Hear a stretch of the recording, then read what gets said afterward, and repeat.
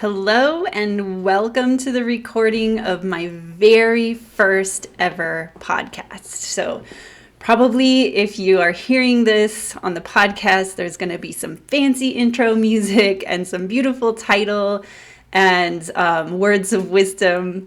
And then you will come to this piece of the very first episode ever of the Radiant Parent podcast hosted by me, Kim Ocker.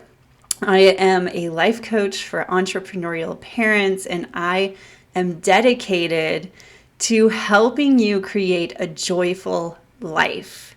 This is the kind of life that you want for your children, and this is why we have chosen the work that we do in whatever your area of expertise is, doing it for yourself, working for yourself, creating your own schedule, creating freedom for yourself so that we can pave the road ahead for our children to not only be there for them in the way that we desire to be, but also to create that image, that modeling for them to create the life that they desire to have. So welcome. Thank you so much for joining me on this very first podcast where I'm going to talk about slowing down to speed up. So you may be familiar with this phrase or maybe not, but I'm going to break it down into what it really means and what it really feels like, because it kind of doesn't really make sense. Oh, I forgot to turn on my light. Here we go. It doesn't totally make sense. Like, how is slowing down actually going to help me speed up? And so I want to just spend some time and really help you see how powerful this concept is and will be for you once you have a thorough understanding of it and start to implement it in your own life. So buckle up, because this is only the first of many episodes to come of deep dive into really impactful and powerful concepts and life lessons and whatever else may come into my head to share and serve you. So I'm going to start by sharing a story of basically when this phrase made the least amount of sense to me, which was towards the very beginning of my career as a coach. And at this time, it was a really intense, transformative time for me, because I had just recently separated from my ex-husband, like literally 3 months before this story takes place. And I had just moved into my first rental with my kids, and I was a single mom, and I was taking care of my 3 kids as a solo parent because I was the only one in the country to take care of them. And I was also a brand new as an entrepreneur, as a coach, and where I lived. So this whole story is really actually quite amazing, because I created this house for myself in this town. I live in Bend, Oregon, where it's like a resort town, and it was after kind of end of the pandemic period, so housing prices skyrocketed here because everybody wanted to move here during when more virtual work was available. And so anyway, I had just moved in to this house, and I had limited childcare, right? And I'm a single mom of 3 children who were, at the time, they were 7 and 4 and 1 year old, right? So yeah, if you're a parent, then you know how much work having 3 kids that age alone is. And on top of that, I'm building a brand new baby business, and I have limited childcare. So it's like, throw all of the challenges into one bucket, and that was my life. And this phrase, slowing down to speed up, was like crazy. It was crazy, right? But it saved me. It was so powerful for me. And basically, I didn't have much time, or as much time as I could have desired to have working on my business. And so every moment that I had free was really, really valuable. And I wanted to use it in the most impactful way. And so it would be easy for me to, when I get those moments free from the kids, or when they're occupied doing something and I'm going to do some work in my business, reach out to people, create some content, coach, right? It felt like, okay, I got to rush in and jump in and do this and get it all done right now because I don't have very much time. But when I came at my actions with that energy, it was this rushing energy. And it was really driven by this fear and this sense of not enoughness. And so the actions, if I took actions in that way, wouldn't be as high quality actions. They would be coming from my mind, which goes a million miles a minute, rather than from my heart, where I could really connect with the people I want to serve. So when I started implementing the idea of slow down to speed up, it meant that I pause, and I would really allow myself to connect with who I wanted to be when I am serving the people in my community and my clients. And it would allow me to really get in touch with my intuition and love and connection. And so when I did that, every action I took ended up having a lot more impact and power to allow me to connect with the people who needed my service and who I wanted to serve. And so that's just like the brief introductory story.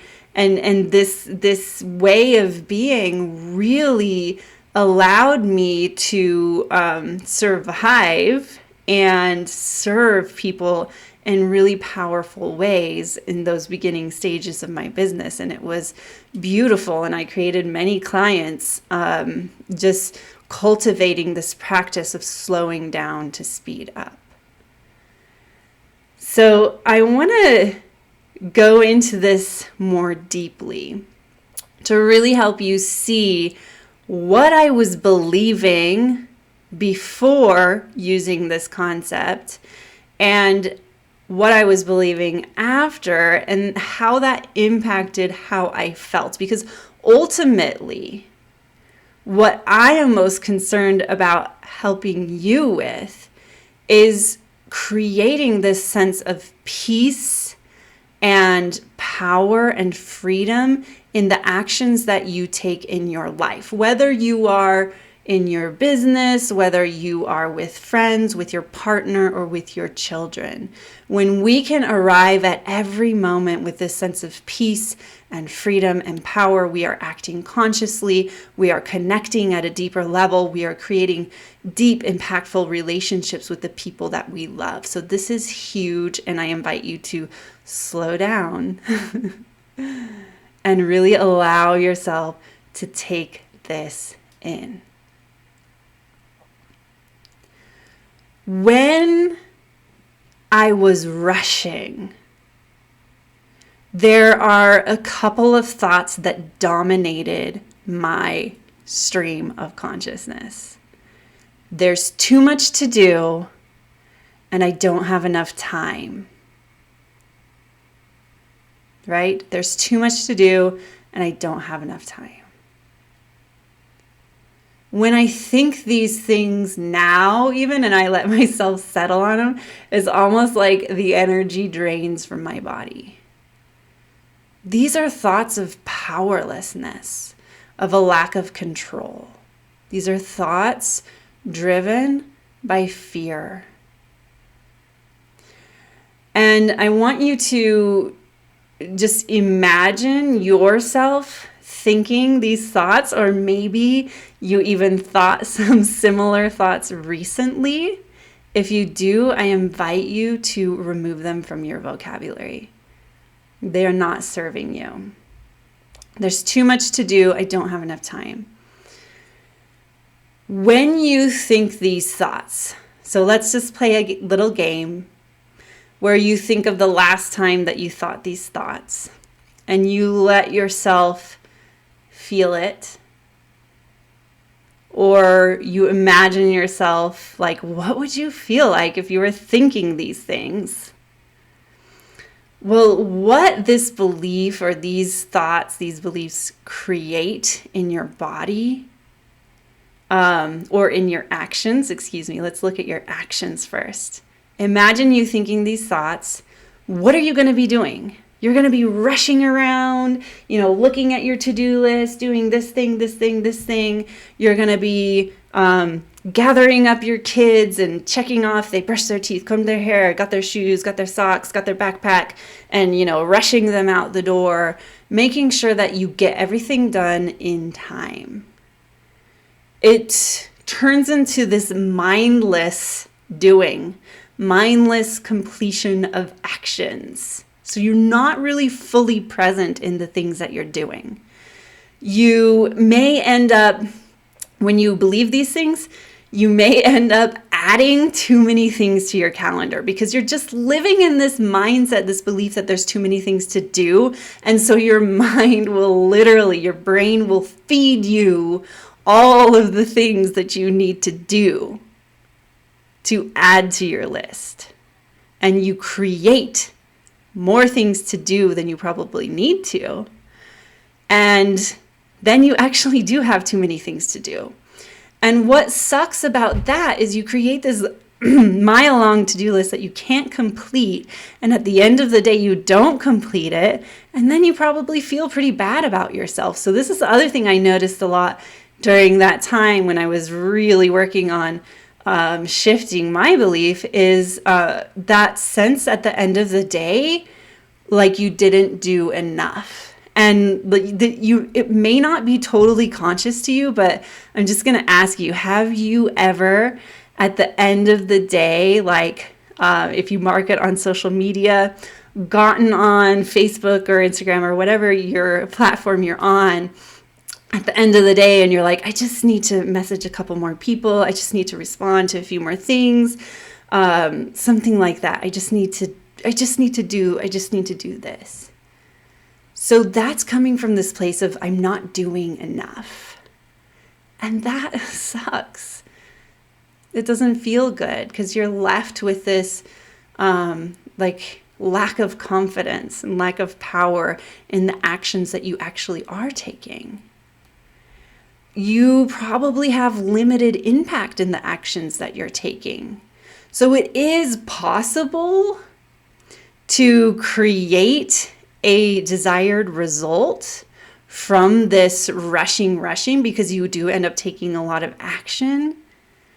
But every action you take is going to have limited impact. So it's more about the quantity rather than the quality. And yes, it may work, but how are you feeling at the end of the day? Because that's what I care about. How are you feeling? How am I feeling? How do I want my kids to feel at the end of the day? Like burnt out, stressed, or centered and grounded and confident that every action they're taking is powerful.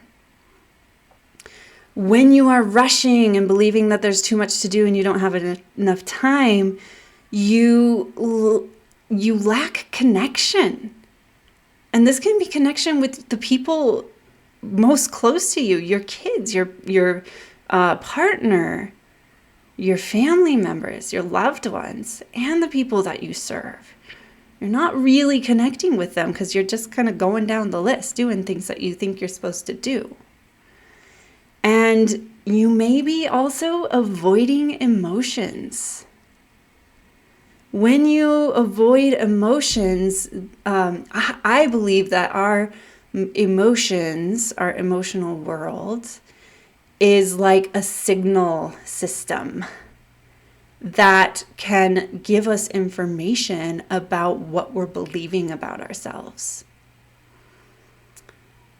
And so we actually will respond to internal thoughts and beliefs with our emotions. And so we can use them as a guide. But if you are so busy doing so many things, then you're going to be avoiding your emotions most likely. And, or you may be like avoiding tough decisions, just kind of doing things instead of making difficult decisions.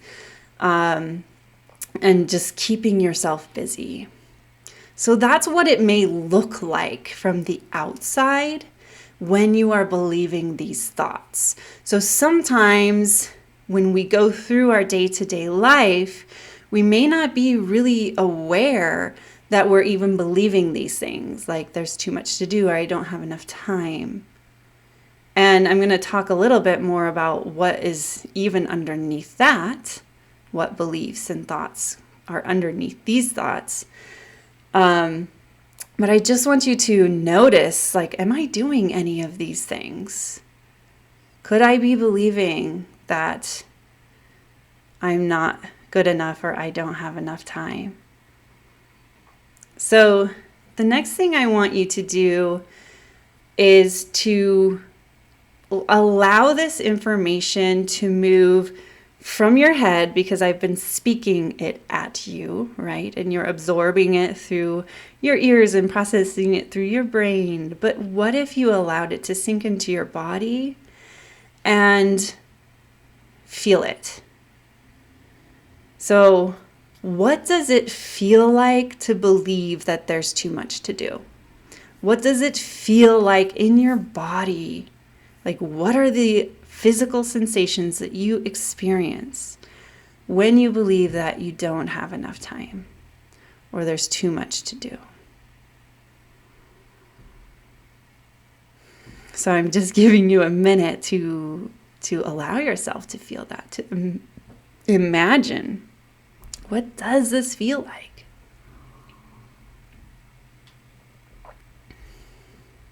And I'm going to share with you what it feels like to me. Whew, it feels tense.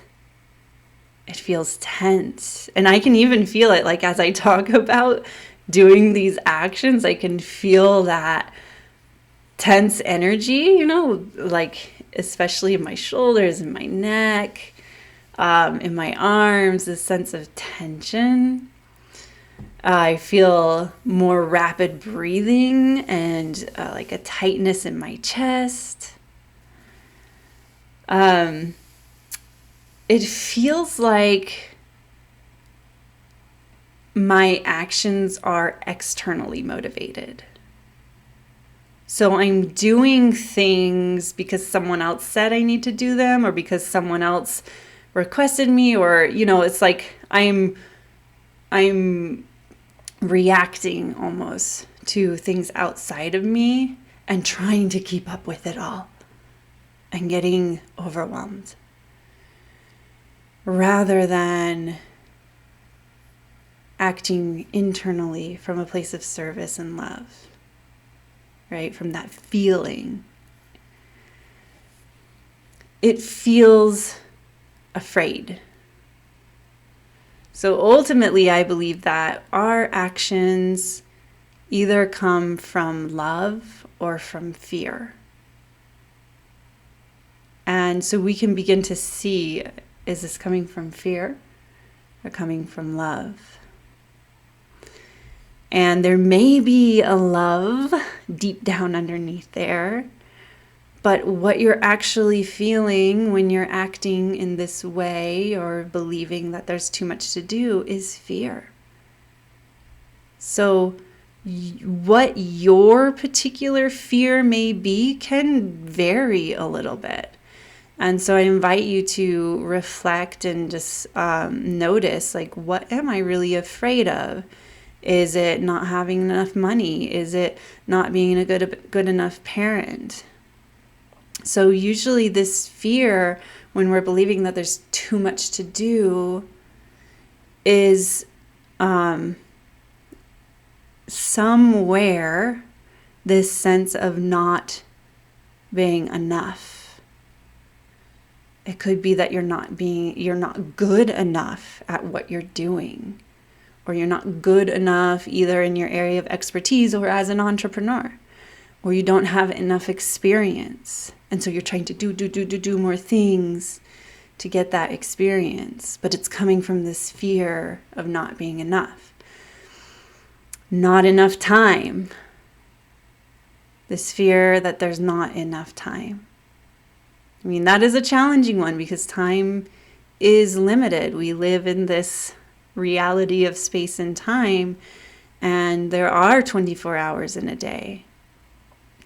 But if you're living from that space that there's not enough time, that's creating fear in your body, right? And if we come back to like, well, how do you want to live? You want to live from a place of peace and confidence, freedom from this fear. Maybe you don't, it just could be not enough of anything, right? There's a lot of options. So as you listen through the list that I gave you, like notice what kind of hit you, what resonated with you, what poked you, what is that thing for you that you feel like you don't have enough of? It could be different for all of us, or maybe one is more pronounced right now at this moment in your life than another. So the next thing I want to go into here is just kind of honing in on how believing that there's too much to do and just rushing through things is impacting you at the body level, at the nervous system level, and how and why that's important. So if we just think of like the basics of your nervous system and your body, when you are rushing through and, just adding to your to-do list and never finishing it, you're creating this constant state of stress, right? It's like this fight or flight, like I gotta run to keep up, or, avoiding it, running away by doing, maybe you're avoiding something by doing. The point is that it creates this constant state of stress in your body where your nervous system is like agitated, right? And when on a physical level, when this is happening, if you're in a chronic state of stress, probably most of you have heard of the hormone called cortisol is released into your body, which impacts your health, impacts your breathing, your digestion, your blood vessels, right? How much blood is allowed to flow through your body. It impacts your heart rate. It's, as you know, can impact your sleep over the long term and lead to serious health conditions down the road. So I don't want that for you. And that's why I wanted to bring it to your attention of how it's impacting your body. But then let's kind of go back to the nervous system piece where when I talk about your nervous system, it's your brain, your sensory organs, your eyes, ears, taste buds, feeling, right? And all of your nerves. And the job of your nervous system is to keep you safe, right? So when you are believing these things, like there's too much to do, I don't have enough time, it creates this state of fear in your body, right? So I'm kind of repeating myself here. And then it takes you kind of up the ladder, so we could say. So if you imagine a ladder, and this ladder represents nervous system arousal. When your nervous system is aroused, it's responding to a threat. So when you are kind of at the lowest rung of the ladder, then your nervous system is in this state called social engagement. And this is referring to the states named by polyvagal theory. So if you want to look that up, just Google search polyvagal theory. So the socially engaged state is this baseline level. And at this level, why I'm talking about this, why this is important, is because at this socially engaged level, it's where you are most engaged with your prefrontal cortex. So that's the part of your brain that brings in logic, creativity, judgment, language, right? All of these very human aspects that make us so amazing and miraculous creatures, and allows us also to connect with the people that we love. When we go up the ladder, so there's social engagement, and then we go up the ladder to fight or flight.